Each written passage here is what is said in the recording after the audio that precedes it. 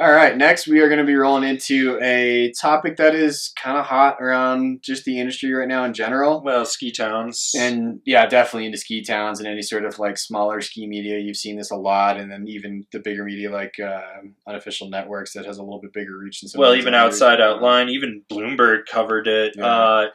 People are talking about the mega passes and how they're ruining communities. Mainly, a lot of people are blaming IKON because it's the new mega pass. Right. But I talked with Andrew in the guest co-host podcast that I did with him on this, but it's something that I think we just need to continuously keep talking about because we clearly live in like the starting, like we're patient zero for the mega pass. Yeah, like absolutely. Like 100%.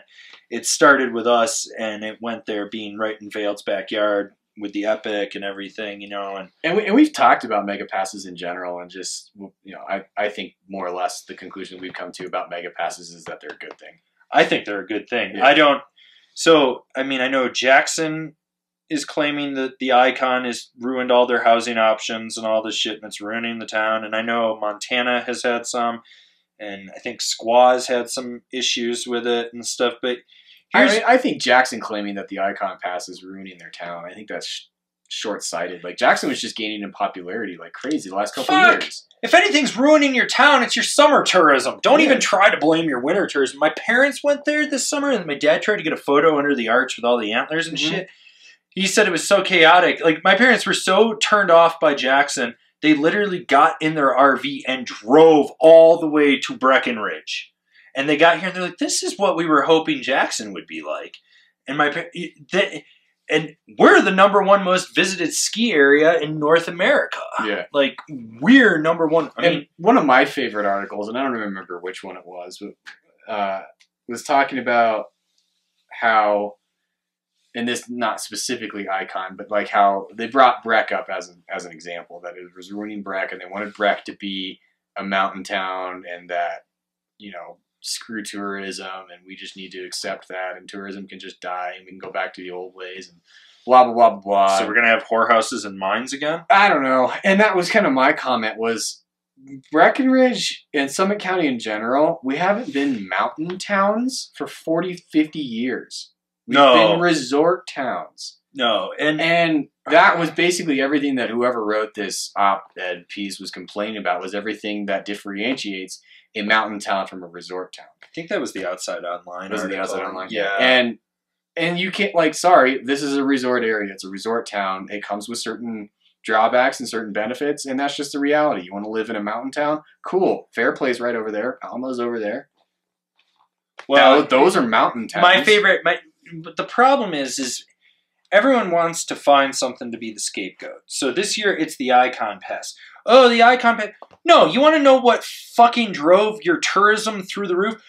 We fucking got shit tons of snow. That's what it was. Those people, yeah, it was probably an incentive for them to go there, but they probably would have gone regardless if it wasn't on their pass. Like, for me, yeah, it was nice to be able to go up to Steamboat a couple times this year, and it was nice to go to Utah and use my IKON to go to Brighton and Solitude. But I was going to go to Brighton and Solitude regardless of that pass. I was going to, maybe not Solitude, but I was going to go to Brighton. That was going to be it. Like, I had planned these trips out.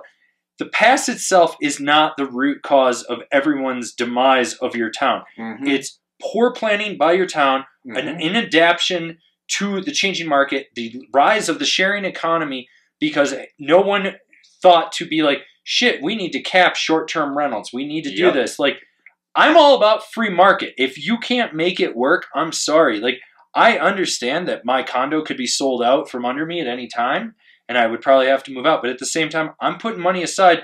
I'm going to buy a place. You know what I'm going to do with it? Am I going to rent long-term or I'm going to rent short-term? I'm probably going to rent short-term because it's going to pay it off quicker. Yep. And, these people that in 07, 08 that had to sell their second or third homes because they were leveraged too far, set themselves up so the people that had the money to swoop in could do it. And I'm not saying there aren't some shitty companies that are buying up all these properties and turning them in, basically running Airbnb like it's a hotel system for them. Like, I mean, that's what they're doing in San Francisco. New York, any of those major cities. But they're starting to do it out here too. Like, I know a couple different they're not really real estate companies. They're like property management companies, but they own multiple properties that they bought Airbnbs and they've turned them into short terms. And it's not, but it's a rise in the cost of living. It's a rise in the sharing economy. It's a rise in climate change, because let's look at it this way. All these people that used to be able to be like, oh, well, we'll just go to Hunter outside frickin' New York City. Well, climate change, if the resorts aren't getting snow, they're going to go somewhere for their week vacation. Yeah, we're still getting snow. They're still getting snow. Like we always joke, a bad year in Summit County is an average year anywhere else. Yep. Like, even last year, one of our worst winters on record, the basin was still made it to June, I believe, or almost June. So close, yeah. Like, fucking, we got double the snow we got last year. Yeah. It's going to be one of these things, like, if you are going to try to blame something, you need to blame your inaction to be prepared for the changes in the actual economy. And to do that, like, you know, Breckenridge is fucked up with our affordable housing. I think we just canceled another project for it, which means there's going to be less housing. But at the same time, if you value a free market, then you can't bitch and moan when the costs go too high. Like, yeah, I would love to pay what I was paying in Steamboat to rent a house. Like, I had a 4-bedroom house with a 2-car garage. I had a caretaker unit with a caretaker that took care of all the bullshit. It was the cheapest place I've ever lived in a ski town. Ever. I paid, I think, all said and done, I think it was like $900 for a fucking house that was ski in, ski out. Now I pay $1,900 for a 2-bedroom. So with no garage. With no garage. And no on-site parking, actually. No, I got proximity to downtown. That's about it. Yeah. But, you know, that's just the reality of living in a resort town is you pay more than $2 a square foot. Well, like, just what it is. Our old condo on Peak 8, when the landlord called me and said he was tripling the rent, I was just like, okay. And he got it. He got $3,200 for a 870 square foot condo. With a roof that was caving in. And a floor that was sinking. No, the roof wasn't caving in. I felt like it was caving in. I thought it was having major issues, that building. The foundation had sunk 3 inches, but they fixed it. They fixed it. Oh, okay. They fixed it after you moved out. Oh, okay. But I mean, those were also rush jobs for the Olympics that never happened in the 80s. Yes. Yeah. So, which is typical of a lot of housing too. It's also thrown up really shittily, but I love it when it's funny to me. When I was in Utah, people were bitching to me about these mega passes ruining these resorts. They're like, it's so crowded here. And I'm sitting here like, the fuck are you talking about? Crowded is a 2-hour lift line on a Thursday. Yeah. That's crowded. Right. And that's the thing is, coming from Colorado, I've gone like anywhere else I've ever gone. The second anybody goes, oh, I don't know, it's busy today. And I look around and I go, fuck off. This isn't busy. You don't know busy. Like, I remember that when we went up to Canada at Red Mountain, and I didn't say fuck off to the dude because he was a local and he was showing us around the entire mountain, and kudos to that guy because that was epic. But at one point we're getting ready in the morning after it had snowed, and he looks over and there's like maybe 20 people waiting in line at a chair, and he looks over and he goes, oh, I'm not waiting in that line. We're going to go over here. And I just looked at him and I was like, huh? What line? That's not a line. That's a vague amount of people. That's a gaggle of people. That's a gaggle of people in front of me. That's not a line. No. I had someone tell me that the IKON Pass ruined Copper this year. Oh, please. Copper was not different. You know what ruined Copper was the new chair. The American Dyer. Yeah. I literally did not ride American Flyer without it stopping on my way up. Not once. It took an hour and 15 minutes to get up that chair one time for me, and that was the last time I rode it till the spring. Dude. But, no, yeah, he was like, this is just, there's crowds everywhere. And I was like, and I just looked at it. Was it during USASA week? Yeah, which wasn't even that crowded this year. Nah, it was still maybe 30 seconds before I was getting on the lift. It wasn't right on the lift, which Copper usually is, but that's still during the USASA National Championships. It was still maybe a 2-minute lift line at the most. No, so here's the thing. So it'd be like a Wednesday or Thursday, and I'd be like, oh, okay. I would leave the house at about 8:15, which should get me to A Basin at 8:45, 8:30 if I speed. Yeah. If the roads are clear. And I go, and the main lot is full, and the second lot is completely full at 8:45. Mm-hmm. I was like, I'm not even dealing with this. So I turn around and drive to Copper, which means I don't even get there till like 9:30. I could still get front row parking. Yep. And in the chapel lot, because I have a parking pass, because I don't park with the peasants. Yeah, and as far as any of the resorts that you could argue maybe have had a negative effect with mega passes, A Basin might be the only one. However, they've been on the Epic Pass or the Vail Pass for 22 years. Yeah. And it's only gotten this bad since Denver exploded. It had nothing to do with them being on the mega pass. It was the fact that proximity. Yeah, proximity to Denver. And that was 100% the reason that A Basin has hit the fan, and as of next year is no longer on a mega pass. Because they don't have the parking infrastructure, and they can't make any more parking. 100% just down to the parking infrastructure. Like, the lift lines were busier for sure than normal, but they were never that bad. It was really just you couldn't park there. There was nowhere to park. That's the big issue. Like, and they have nowhere left to expand their parking. And they can't build a parking garage. Yeah. And they probably never will. No. But it was funny because people were saying that it's ruined the canyons, like getting into Little Cottonwood in Utah. And I was like, well, you have a 1-lane road each way. Like, it's 2 lanes total. It's the infrastructure that's already in place. Like, you have to expand that, but you can't because you're geographically limited. Right.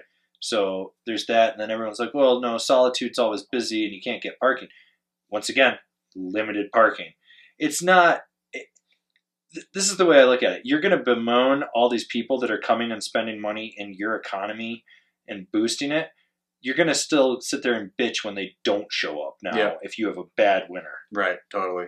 And you have to roll with the punches. And that's my thing is, like, if you're going to bitch and say that the pass is what ruined it, you should look past that and start looking at what the root cause is. Like, it was funny when I read the book Freakonomics. It really opened my eyes to, like, why certain things cause certain things and how far back you actually have to look at what was the catalyst that created the change for this. The Mega Pass is not it. It's demand, supply and demand. And I mean, if you're going to say the IKON Pass ruined it, maybe you should be ruined Jackson. Maybe you should be blaming Kanye for having a record premiere out there or whatever it was. Right. Music premiere. You should do that. If you're going to say that Vail is ruining Park City, maybe you should be looking at Sundance. Yeah, Sundance or the Olympics being held there. Like, the stuff that puts those places on the map. The Mega Pass is not suddenly bringing those places to the consciousness of the general public that is taking their one ski vacation a year. It's the media coverage of those locations that suddenly makes them these premier destinations to go to. That's what happened to Jackson. Is it started to get a ton of coverage. You started to see, and with like Facebook livecast, like I've never watched Kings and Queens of Corbett before. I did this year because it was Facebook livecast and I was able to just pop it up and watch it. So like that kind of stuff is suddenly now places like that are on people's radars. And the other funny thing is I think most people I've talked to when they go to Jackson and Grand Targhee in the same day, everybody prefers Targhee. But Targhee's about to expand by 50%, I think. They've got a new master plan. I should go buy a house in Driggs. So yeah, you want to really argue that it's the Mega Pass that's causing it? Cool. Then we'll find a mountain that's on the Mega Pass that isn't blown up yet. We'll blow it up. It won't be the Mega Pass that did it. It'll be us. It has nothing to do with the fact that suddenly you can get there on a Mega Pass. It's the fact that it has the media coverage that's drawing people to it and an infrastructure that can't handle the volume. It's those two combinations. That's what's doing it. It has nothing to do with passes. Well, a little bit to do with the passes. But if you're going to say, it's not caused by. everyone's like, oh no, we have no housing. The housing issue it's always been. It's always been a problem in Jackson. It's always been a problem at any ski town. It's always any ski town, any resort town. Like living here is not easy. It's always been a sacrifice in order to live here. Like that's the nature of it. What do you want to sacrifice? Because you're gonna have to sacrifice something. Well, I do. Here's the thing. I doubt Jackson or Bozeman or maybe it was Missoula or wherever it was up there by Big Sky has the issues that we had. Like this year when they did the International Ice Sculpture Contest and the town basically went to New York City style gridlock. Mm-hmm. Like we're talking 405 expressway bumper to bumper for 6 hours in Breckenridge. Just you couldn't get a car. You couldn't get 2 blocks in your car. Yeah. It was just that gridlocked.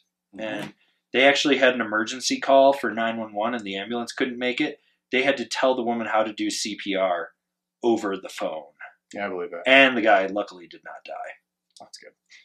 But, I mean, that's how fucked that was.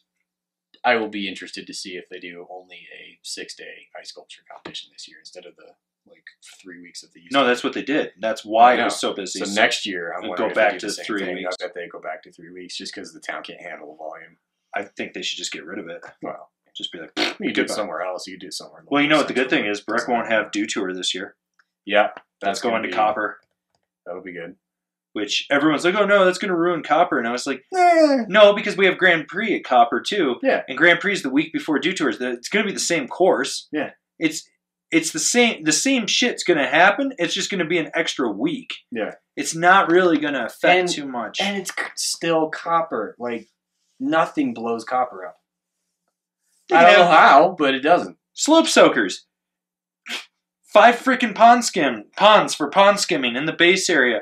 Everyone's congregated to one area. Mountain was still empty outside of the base area. Literally, I think, honestly, the busiest Copper actually ever is SIA. Or at least it used to be. This year it was not that bad because it wasn't the national demo. It was just the local demo. But that's what it used to be. It used to be the busiest it was ever at Copper was SIA. And that's honestly just because everybody was using the same lift. And they use that lift and go right back down to the base because you were testing a ton of stuff. So it was just that lift that was ever busy. If you ever actually left that little zone of the mountain, it still wasn't busy.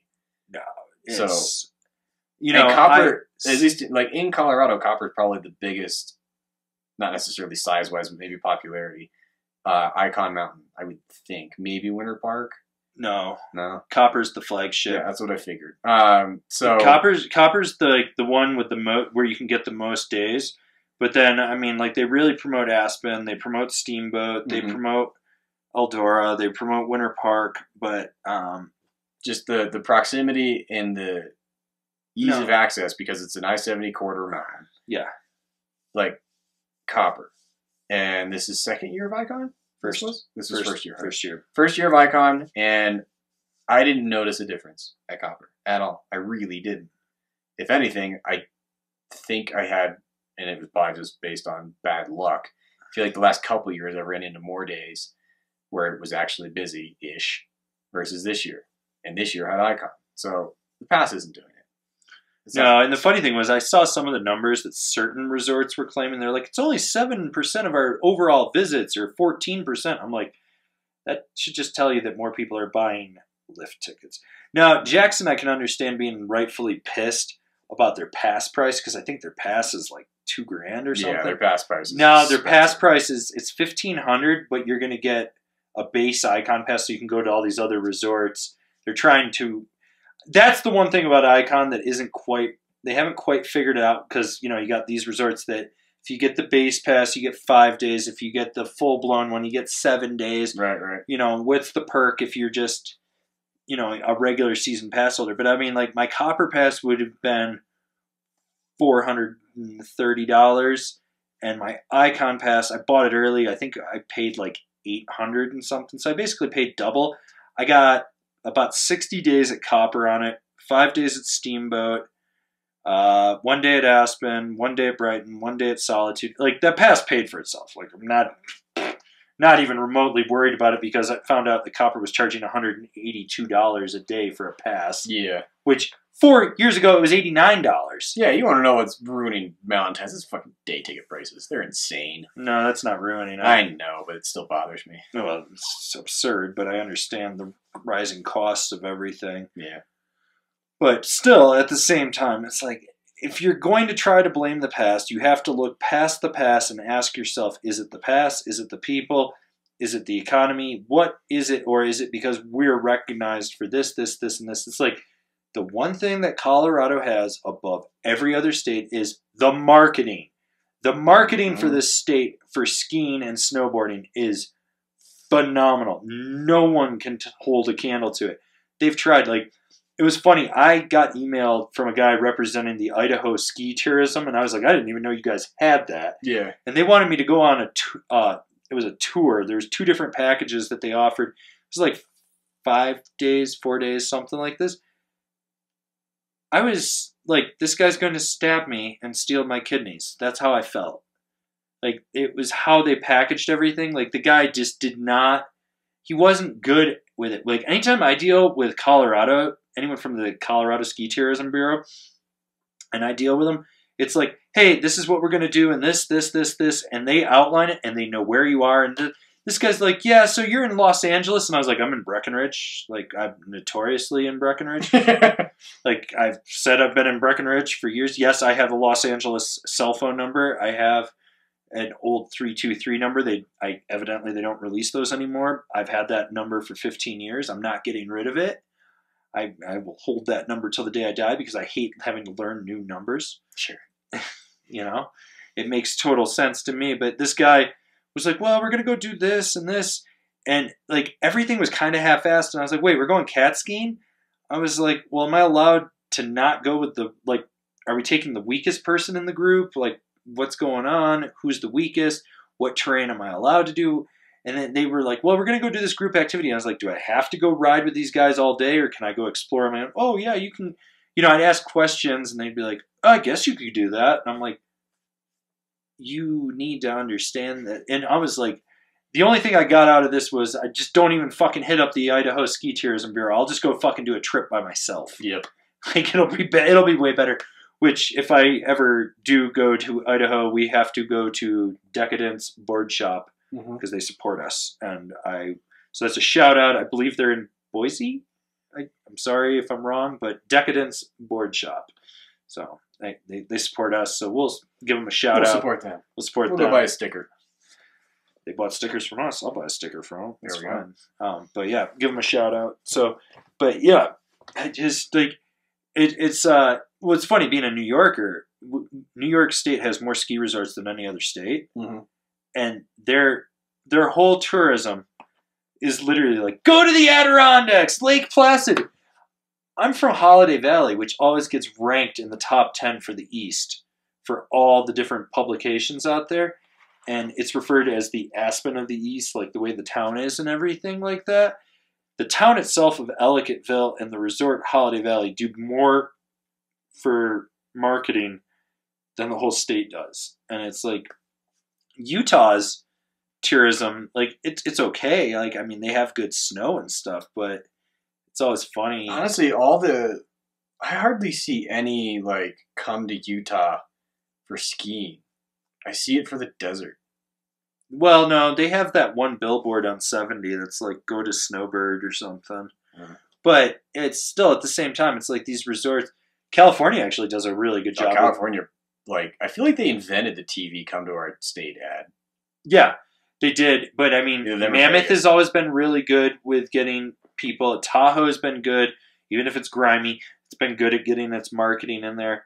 You know, the one that I'm impressed with right now is Taos. Taos is doing a lot of pushes with their various marketing and stuff. And, you know, they went IKON this year. And I've talked to a few people, and it's like it's a little busier on weekends. But by and large, it's still kind of the same thing.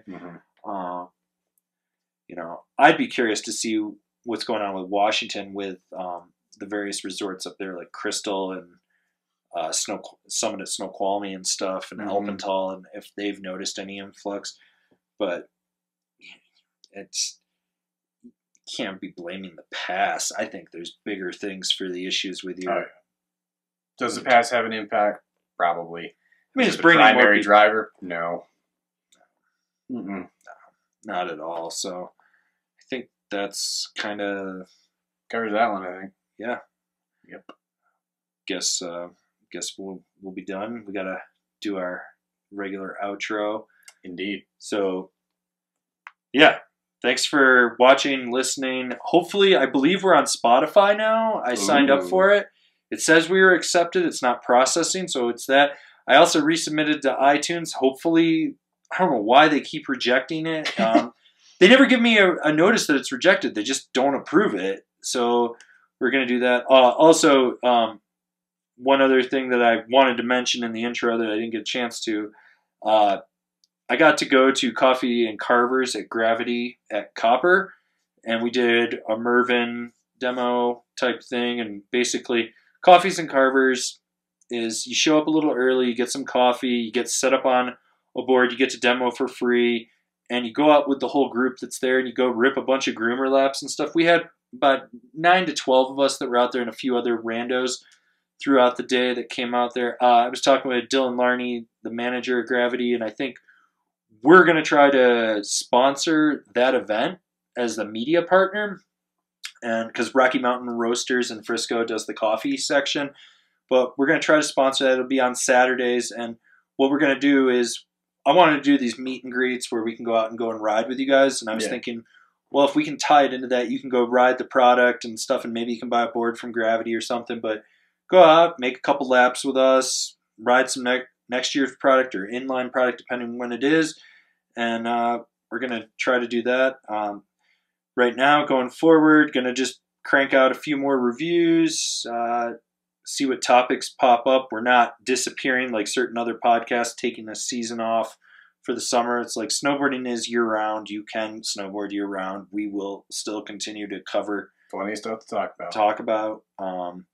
I think maybe the next podcast we do, we'll go back to mocking bad inventions. We can do that. If that's what you guys want to see us do, leave us a comment. Let us know. If you've spotted any bad inventions, send them over. Send them over. Yeah. Yes, I do know about the camber recalibrator. We're going to talk about that one. Yes, we are. Oh, yeah. Oh, yeah. But there is a bunch of bad things that we could definitely dive into. Or if you want us to just do an all technical podcast where we just talk gear and technical things and various aspects, let us know. Like, these podcasts are for you guys. They're not for us. It's not some self-fulfilling prophecy or anger. Believe me, like, if I could do other things with my time, but, you know, same. Getting out to do this stuff for you guys is awesome. So remember, follow us on Instagram, follow us on Facebook. Check out the I Don't Deserve This board contest. Make sure, if you haven't entered that you do. If you want to support us, swing on over to Angrysnowboarder VIP. Gladly take more members. It's the best way to support us, to keep us creating the content you know and love. You got anything else to add, Kevin? I think that pretty much covers it. Yeah, I mean, just really drive home that Angrysnowboarder VIP thing. That is definitely the best way to support us and get new projects off the ground and keep these projects coming.